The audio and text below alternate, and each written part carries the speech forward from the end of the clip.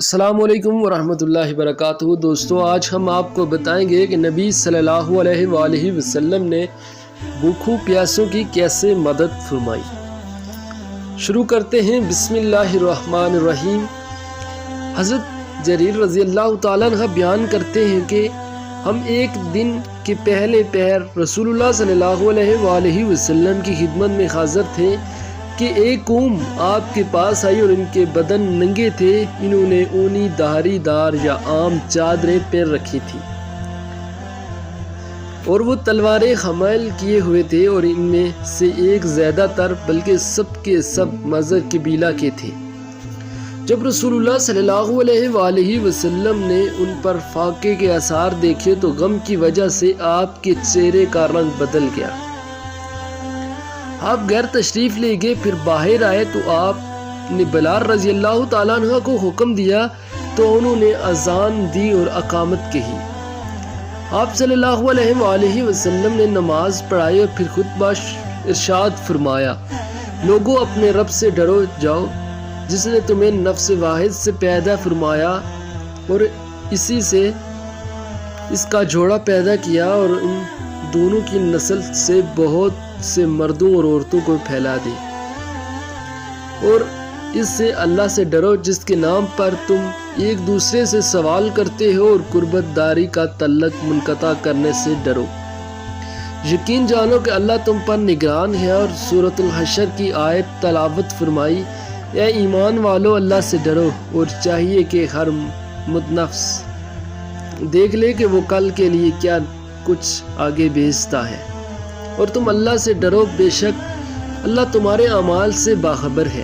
بس کسی نے دینار صدقہ کیا، کسی نے درہم، کسی نے کپڑا، کسی نے گندم کا سا، اور کسی نے ایک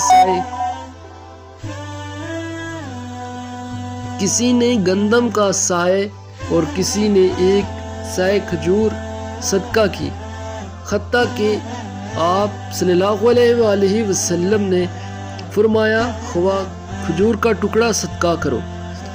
راوی بیان کرتے ہیں کہ انسان میں سے ایک آدمی ایک ہتھیلی اٹھائے ہوئے آیا، قریب آیا کہ اس کا ہاتھ اسے اٹھانے سے عاجز آ جاتا، بلکہ عاجز ہی آ گیا۔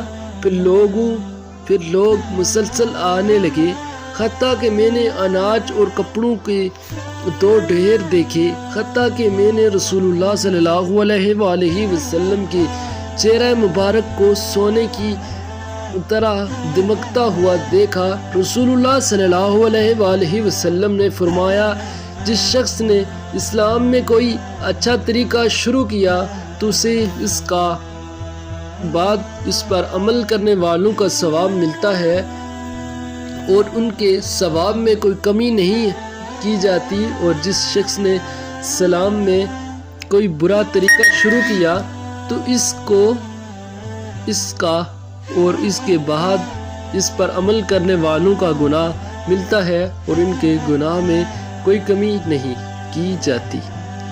حضرت اپنے مسعود رضی اللہ تعالیٰ عنہ بیان کرتے ہیں کہ رسول اللہ صلی اللہ علیہ وآلہ وسلم نے فرمایا، جس شخص کو ناجائز قتل کیا جاتا ہے تو اس کے قاتل کا کچھ حصہ آدم کے پہلے بیٹے پر ہوتا ہے، کیونکہ اس نے قتل کا طریقہ ایجاد کیا تھا۔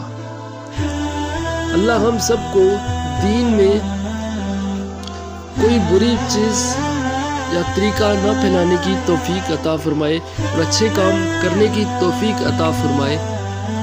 آمین ثم آمین۔